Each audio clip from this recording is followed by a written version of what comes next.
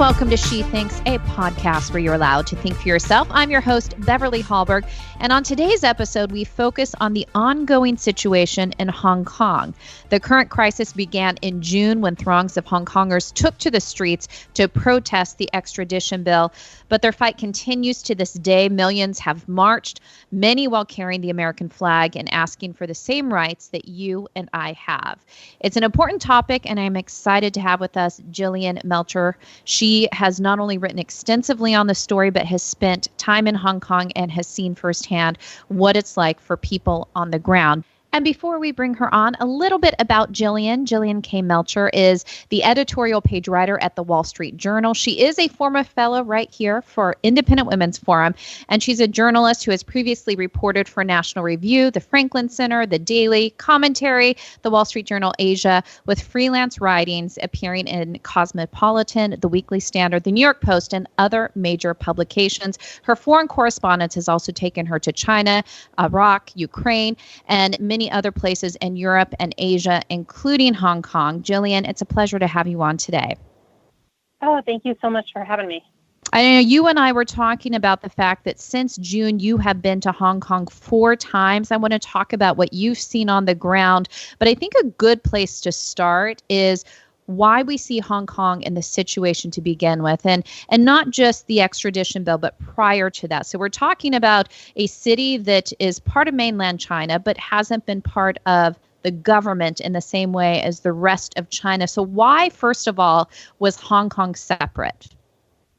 Yeah, so Hong Kong used to be a British colony, and then in 1984, under Margaret Thatcher, as the British were kind of trying to get out of the colonial business, they decided to hand Hong Kong over to China, signed something called the Sino-British Joint Declaration. It's an international agreement.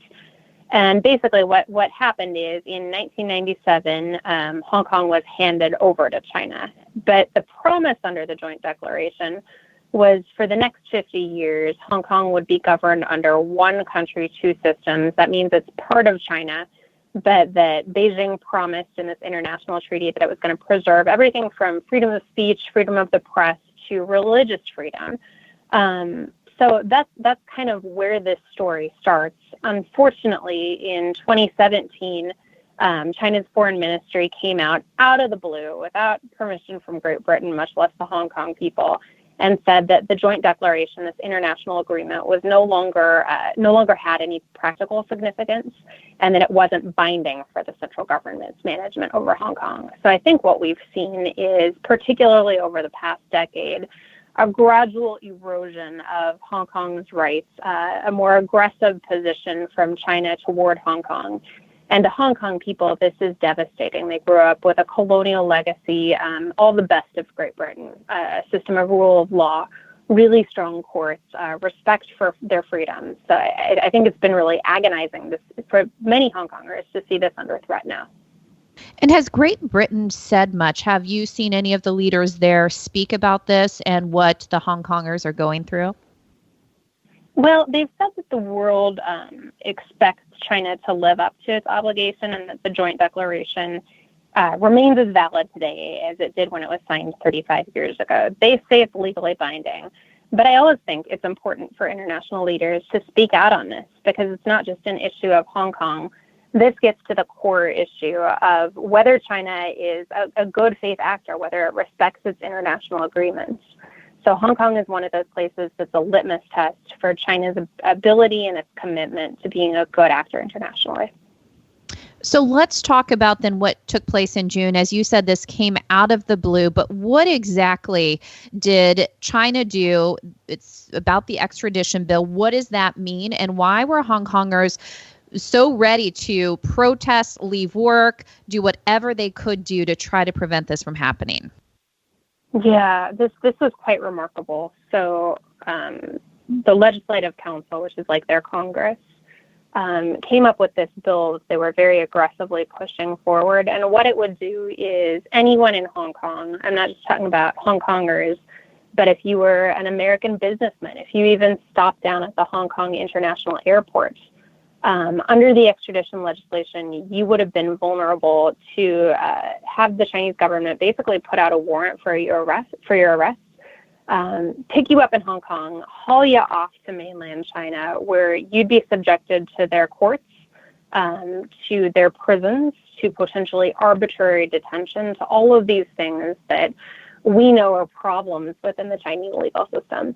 So Hong Kongers rightly saw this as something that would totally negate rule of law in Hong Kong, that would basically subject them to a mainland China system of justice. And they wanted to oppose this as hard as they could. So in early June, we saw a protest of about 1 million people. That's when I knew that this was going to be a big story. So I talked to my editors. The next morning, we booked a flight, and I was on the plane the next night. Arrived early on the morning of June 12th, which was when they were going to try to push this forward. Dropped my stuff off at the hotel, ran straight out to the protests. And I think that was another really important day because Hong Kongers have a reputation for peaceful protest. That day, I saw Hong Kong police respond to peaceful protests in a violent way. They started tear gassing protesters. People were running back into this upscale mall. It was just kind of this surreal scene, a place where I used to go shopping and go to the movies, all of a sudden was transformed into what felt a lot like a war zone. And from there, it's just escalated, I think. So Hong Kongers were able to get the chief executive to back down on the extradition bill. She said she wouldn't pass it immediately, and then eventually this fall she withdrew it. But what we've seen since then is sort of Hong Kongers' greater anxiety. They don't believe that the Chinese government intends to leave them alone, intends to allow them to preserve their freedoms. And at the same time, some of what I saw on June 12th has gotten significantly worse. We've seen escalating levels of police violence, a lot of arrests of protesters who are behaved in peaceful activity, arrests that seem arbitrary. And so now this movement that began with the extradition bill has expanded into something much greater. Hong Kongers want, withdrawal of the extradition bill, but at various points, they've also demanded the right to universal suffrage. They don't want to participate in a rigged system anymore. They want to be able to choose a chief executive and legislators that actually will fight for their rights and represent them. And then in addition to that, they want, the people who've already been arrested, they want a pardon for them. So I think if you're looking at their 5 demands, kind of what's at the core of those is pushing back on mainland China's encroachment into Hong Kong, and also creating a system where there is accountability for police violence, where there's an independent investigation into how the police have behaved themselves. Because Hong Kongers, they've grown up in a system that it's very cosmopolitan. It's a place known for its rule of law. That's why it's an international financial capital. And they're terrified that this is the end of Hong Kong. Yeah, and I know for years, Hong Kong has been either number 1 or number 2 on the Economic Freedom of the World report. So as you were saying, this is a place where there is a lot of financial investment. I personally went there about 1.5 years ago, loved the city, thought it was wonderful. And like you were saying, to see it transform. Now, I was not there on the ground like you were going through it, but to just see the images, it was just shocking to see it. Do you think that the people of Hong Kong, when they started protesting, as you mentioned, peaceful protest, do you think that they thought they were going to be met with the violence by the Chinese military that they were met with? Well, right now it's the Hong Kong police, and I think that's something that China's done, learning from Tiananmen Square. I think what we're seeing right now is a situation where you're not necessarily going to have the tanks roll into the street. You're going to have a much more slow-mo crackdown. So we've seen now more than 6,000 arrests. People who participated in even peaceful protests now facing up to 10 years in prison. That's the risk when you go out and show up for these protests. So, in addition to that, there have been pro-democracy activists that have just been going about their daily lives, and thugs, which many people think are affiliated or kind of egged on by the government, have jumped them and beat them up. So there are several reasons for people to be afraid. I don't think that it's necessarily going to be the tanks rolling in. But yeah, to Hong Kongers, this is a complete shock. I mean, when I lived there in 2009, I remember people saying that their police department was their pride and joy, that they were just so proud of the rule of law, about how safe and clean their city was. And so it's completely surreal to be out there and to be watching as, in my neighborhood of Wan Chai, Molotov cocktails are flying. You've got police firing tear gas and rubber bullets. There was one journalist who was actually shot in the eye and blinded in that eye. So I think it's something completely unprecedented on the part of the Hong Kong police. And unfortunately, that sparked a sense of hopelessness among a lot of protesters. I really want to emphasize the vast majority of Hong Kongers who have participated in these protests have been peacefully, have been orderly. I've even seen them at times, going and making sure they cleaned up the trash along the protest routes. But at the same time, I think one reflection of this hopelessness is there's a small portion of protesters who believe that peaceful protest won't accomplish anything, that they can only protect their rights through the use of violence, through vandalizing property that they affiliate with the Chinese government or Chinese businesses. And it's really sad to watch that happen, because I think it muddies the water. It's certainly a point that the Chinese government uses as propaganda against the protesters. It wants to portray all of them as rioters and as unruly, disorderly, as violent people. And that just hasn't been the case from my experience.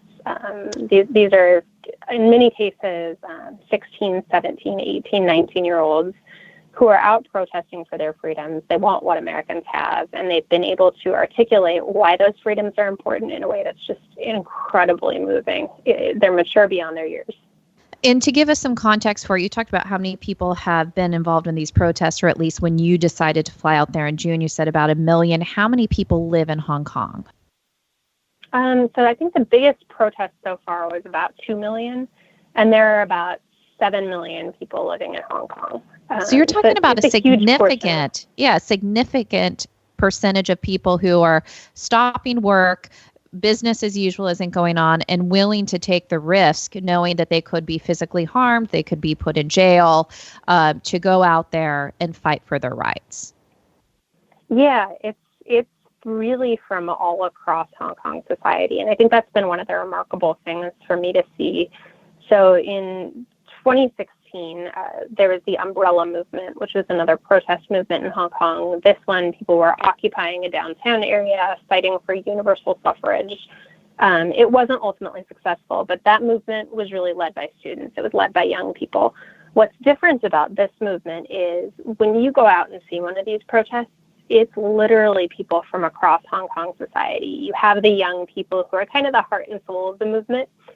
But I've been out and interviewed a bunch of grandmas and grandpas that were out there saying we need to fight for our next generation.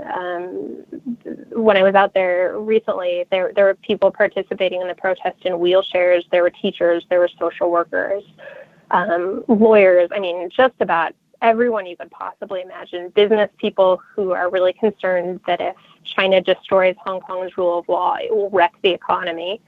I mean, it's quite literally everyone participating. And I think you saw this reflected also in November. They had district council elections. That's one of the very few posts where Hong Kongers actually have the right to universal suffrage. They can elect these district councilors that are kind of like your local city councilors. They have power over the bus stops and the parks. It's not a huge political position. Much of the power is symbolic, but you saw Hong Kongers registering to vote in record numbers. You saw them queued up outside the polls, and pro-democracy candidates won in a landslide. So I think what you've got here is a broad base of support for the democracy movement, for the freedom movement, and a lot of Hong Kongers who realize that if they end up becoming more like China, that they will lose their religious freedom, that they will lose their freedom of speech, their freedom of assembly, and that they'll essentially have to live in fear of an authoritarian regime. If you're out there talking to them, they're very knowledgeable about what's happening to the Uyghurs, the Muslim population in Xinjiang province, that have, at least 1 million have been put in concentration camps. And I think they're really fearful of this. This is, 1 million, 2 million sounds like a lot of people, but it's not when you're looking at the biggest authoritarian country in the world. I think what they're doing is extraordinarily courageous, and I'm very worried for them. When we first saw the images of them waving the American flag, I think those of us here in the States watching it hits your heart in a certain way to see them doing that. Do you think part of the reason they did that, not just to show we want the same rights as Americans have, but to also speak to us here so that we can also use our voices to speak for them, was that kind of a calling card by them for us to speak out? It absolutely was. And one thing that's been somewhat helpful is Congress passed the Hong Kong Human Rights and Democracy Act. What that does is the United States acknowledges that Hong Kong is legally and politically different than mainland China. And as a result of that, for decades, we've given them special privileges on everything from trade to banking to aviation. And that piece of legislation basically says that if China erases those differences, if it blurs the legal lines between Hong Kong and mainland China, that those privileges won't be afforded anymore. Now, that's important because a lot of Chinese communist cadres have their money sucked away in Hong Kong. So that's one source of political leverage. But yeah, what I hear from Hong Kongers, they were really encouraged that that passed. They think it'll make a difference. But more than that, what they tell me is that we're on the front line here against China. Today, China is our problem. Tomorrow, it's going to be the world's problem. So look at Hong Kong. Look at whether Beijing is willing to respect its international agreements. Look how it treats us. And that's evidence of what the Chinese Communist Party is. If you want to know what China looks like under this authoritarian regime, look to Hong Kong. And I think they really see themselves not only on the front line of an increasingly dangerous protest movement, but on the front line of a geopolitical problem that's relevant to everyone. And there has been criticism of President Trump, many who think he hasn't spoken out in favor or in support of Hong Kong enough. Now, some are saying he has to do this for political reasons because he's working on trade deals with China. You mentioned Congress and what they did. Obviously, the president had to sign that and be supportive of it. Do you think that the president is having to toe the line between economically working on trade deals with China, but also showing he supports the rights that Hong Kongers have? Do you think that he's thread that needle well, or has it been muddied? I think it's been muddy, but I think the big takeaway is if you're looking at the Chinese state-run media, they were wailing and gnashing their teeth about the Hong Kong Human Rights and Democracy Act. They were so upset, you would have thought it was the end of the world. I mean, it was really hyperbolic condemnation of the Hong Kong Human Rights and Democracy Act. But right after that, we saw extraordinary progress on trade. So I think the takeaway for the Trump administration here is that China may moan about this. They may be quite upset about it. But at the end of the day, Xi Jinping is going to make these decisions based on sort of realpolitik calculations. And the thing to understand about China is, and this is something Hong Kongers understand very well, that the government in Beijing does not derive its legitimacy from the consent of the governed. Any claims to legitimacy it has, its whole social contract, is based on the promise that it will provide economic prosperity for its citizens. So anytime you see something hurting the economy, it's putting Chinese Communist Party in jeopardy. I think it's weakening their grip on power. So I think that the United States has much more leverage than it has used to speak out assertively on human rights, but has, I really think Xi Jinping and a lot of those cadres know that their grip on power is on the line here, that they need to have a strong economy.